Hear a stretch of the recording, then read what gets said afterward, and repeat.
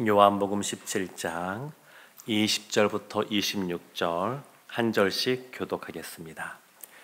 내가 비옵는 것은 이 사람들만 위함이 아니요 또 그들의 말로 말미암아 나를 믿는 사람들도 위함이니 아버지여, 아버지께서 내 안에 내가 아버지 안에 있는 것 같이 그들도 다 하나가 되어 우리 안에 있게 하사 세상으로 아버지께서 나를 보내신 것을 믿게 하옵소서. 내게 주신 영광을 내가 그들에게 주었사오니 이는 우리가 하나가 된 것 같이 그들도 하나가 되게 하려 함이니이다. 곧 내가 그들 안에 있고 아버지께서 내 안에 계시어 그들로 온전함을 이루어 하나가 되게 하려 함은 아버지께서 나를 보내신 것과 또 나를 사랑하심 같이 그들도 사랑하신 것을 세상으로 알게 하려 함이로소이다. 아버지여, 내게 주신 자도 나 있는 곳에 나와 함께 있어 아버지께서 창세 전부터 나를 사랑하심으로 내게 주신 나의 영광을 그들로 보게 하시기를 원하옵나이다. 의로우신 아버지여, 세상이 아버지를 알지 못하여도 나는 아버지를 알았사옵고 그들도 아버지께서 나를 보내신 줄 알았사옵나이다. 함께 보겠습니다. 내가 아버지의 이름을 그들에게 알게 하였고 또 알게 하리니 이는 나를 사랑하신 사랑이 그들 안에 있고 나도 그들 안에 있게 하려 함이니이다. 아멘. 예수님의 십자가 사건은 사복음서 마태, 마가, 누가, 요한복음에 다 기록이 되어 있습니다. 복음서의 3분의 1 정도에 해당되는 내용이 이 십자가에 대한 내용으로 구성이 되어 있습니다. 그만큼 이 십자가가 굉장히 중요하다는 것을 성경이 그 분량을 통해서도 보여주고 있습니다. 마태, 마가, 누가 복음인 이 공간 복음은 그 주제를 한마디로 말하면 하나님 나라라고 말할 수 있습니다. 근데 요한 복음은 하나님 나라에 대한 언급은 거의 나오지 않습니다. 요한 복음에 있어서의 주제는 영생입니다. 영생. 그래서 예수 그리스도의 십자가를 바라보는 시각도 조금 차이가 있는데 공간복음에서는 십자가를 그 고난 가운데 당하는 슬픔으로 많이 묘사하고 있고 반면에 요한복음은 그 십자가를 영광으로 묘사하고 있습니다. 어쩔 수 없이 십자가를 치게 된 것이 아니라 예수님께서 그 영광을 향하여 십자가를 치니 짊어지고 걸어가시는 그러한 쪽에 초점을 맞추고 있습니다. 요한복음에서 말하는 영광이라고 하는 것, 하나님이 세상을 이처럼 사랑하사 독생자를 주셨으니 이는 그를 믿는 자마다 멸망하지 않고 영광을 얻게 하려 하심이니라 말씀하시는데, 이 영광은 멸망과 반대되는 말로 쓰여지고 있는데, 하나님과 예수 그리스도를 믿고 그분을 알고 또 그분과의 바른 관계 속에 있을 때 그것을 영광이라고 말합니다.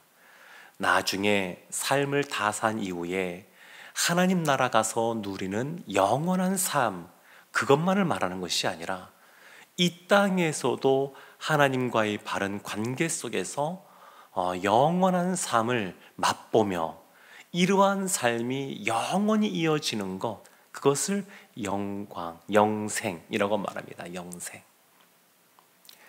사랑하는 성도 여러분, 그럼에도 불구하고 예수님께서 이 땅에 남게 될 제자들, 그리고 그 제자들을 통하여 세워지게 될 교회들을 생각하시면서 그들을 생각하시며 기도하시는 장면이 오늘 본문에 나옵니다.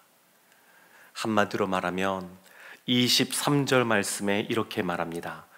곧 내가 그들 안에 있고 아버지께서 내 안에 계시어 그들로 온전함을 이루어 하나가 되게 하려 함은 아버지께서 나를 보내신 것과 또 나를 사랑하심 같이 그들도 사랑하신 것을 세상으로 알게 하려 함이로소이다.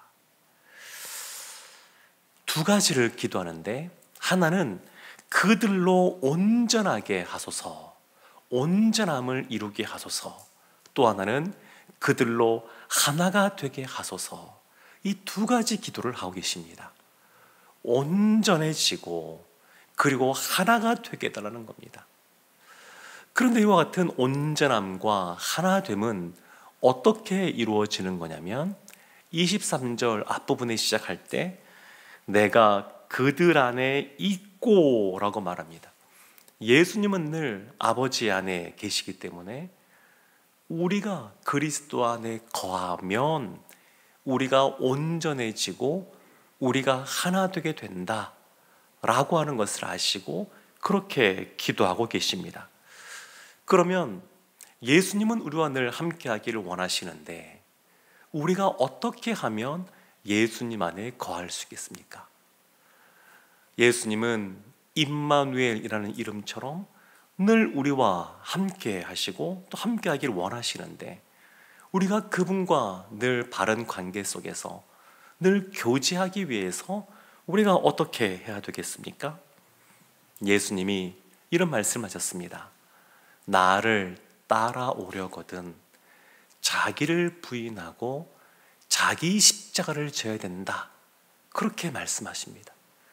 고난주간을 맞이하여서 십자가를 지신 그 예수 그리스도, 그분에게 우리가 초점을 맞추고 그분의 고난에 대하여 우리가 많은 묵상들을 하는데 이 고난주간에 예수님께서 하신 말씀, 자기 십자가를 지고 나를 따라오라고 하는 이 말씀, 믿는 자의 십자가가 있습니다. 예수님을 믿고 따라가는 신자인 우리들이 짊어져야 될 십자가, 고난도 있습니다. 오늘 이 짧은 시간이지만 그것을 좀 살펴보려고 합니다. 베드로전서 4장 12절 13절에 베드로가 이렇게 말합니다.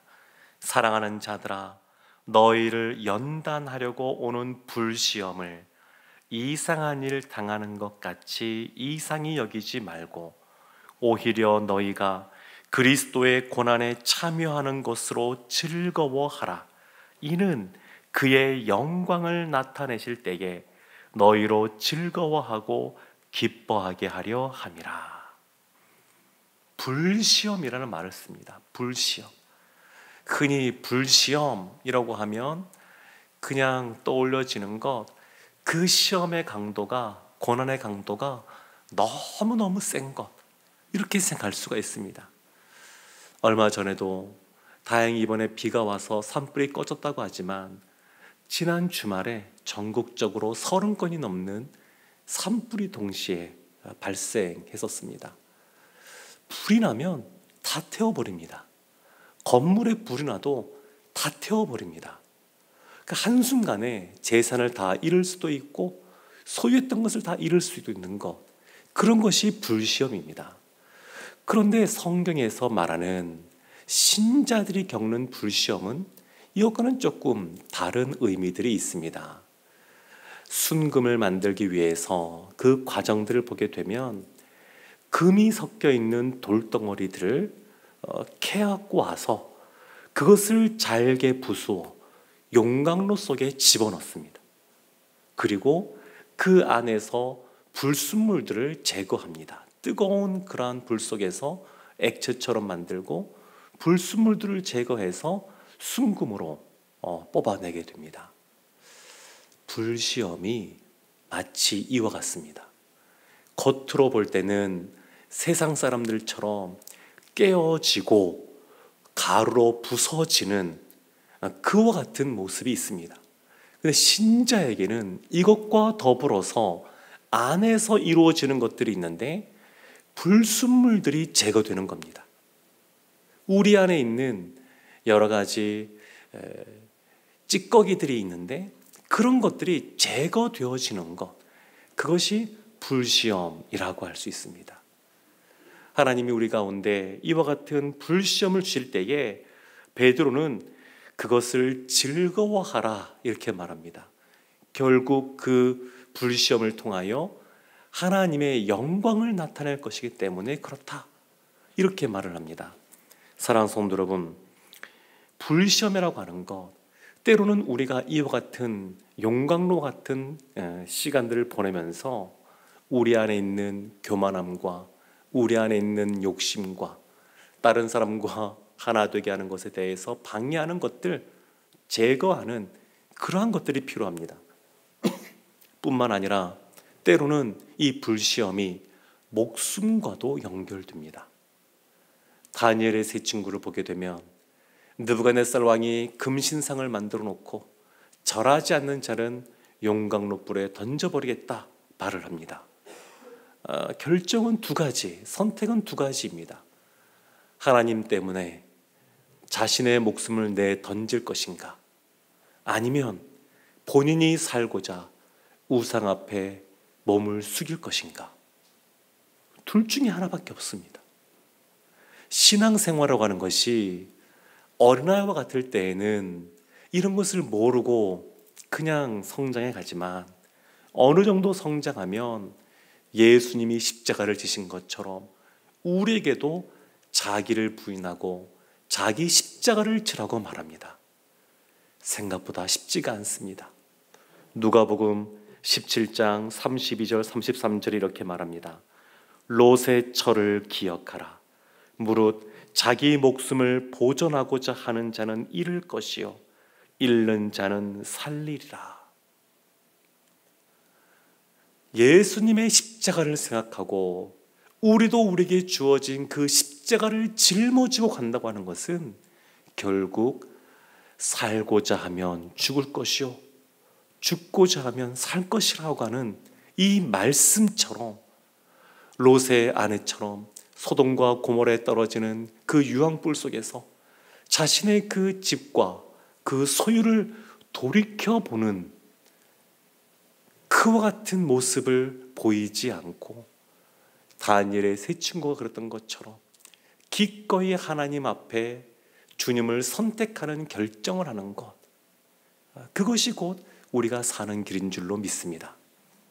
이것이 불시험입니다. 이것이 우리가 짊어져야 될 십자가입니다.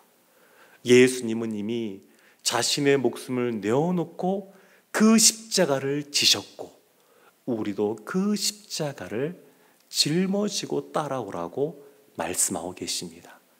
다만 감사한 것은 예수님이 우리를 아시기에 우리에게 짊어주는 그 십자가, 그 짐은 가볍고 쉬운 겁니다. 예수님 안에 거하고자 우리가 결단하고 힘쓸 때에 하나님이 우리 가운데 함께 하시며 우리가 넉넉히 감당할 수 있는 그러한 은혜를 베풀어 주십니다. 어떠한 환난, 고난, 십자가를 한다 할지라도 하나님께서 감당하지 못할 것을 주시지 않으시고 그 시험을 당할 때에 감당할 수 있는 능력을 허락해 주십니다. 베드로 사도가 베드로전서 4장 16절에서 그래서 이렇게 말합니다. 만일 그리스도인으로 고난을 받으면 부끄러워하지 말고 도리어 그 이름으로 하나님께 영광을 돌리라. 고난 속에 있을 때 참 어려울 수 있습니다. 십자가를 질 때 어려울 수 있습니다. 겨울이 되면 곰은 자는 것 외에 아무것도 하지 않습니다. 삶과 죽음의 경계선에 있기 때문에 그 겨울, 추운 겨울 내내 자신의 목숨을 살리고자 웅크려서 움직이지 않고 잠자는 것에 몰두합니다. 그리고 겨울잠을 자기 전에 많은 것들을 먹고 살을 찌워둡니다. 사랑하는 성도 여러분, 예수님이 걸어가신 그 길, 우리도 그 길을 걸어갈 때는 좌고 우면할 틈이 없습니다. 이 십자가를 짊어짐에 있어서 전적으로 예수님이 목숨을 내어놓은 것처럼 우리가 그렇게 하진 않지만 그러나 생명을 걸고 내가 이 십자가의 길을 걸어가겠노라 결단하며 나아가면 하나님이 이 일을 통하여 영광을 받으실 줄로 믿습니다. 이 고난주간 예수 그리스도의 십자가를 바라보고 우리도 그 길을 걸어가서 주님이 주시는 참된 기쁨과 즐거움을 맛보는 우리 모두가 되기를 주님의 이름으로 축원합니다. 아멘. 우리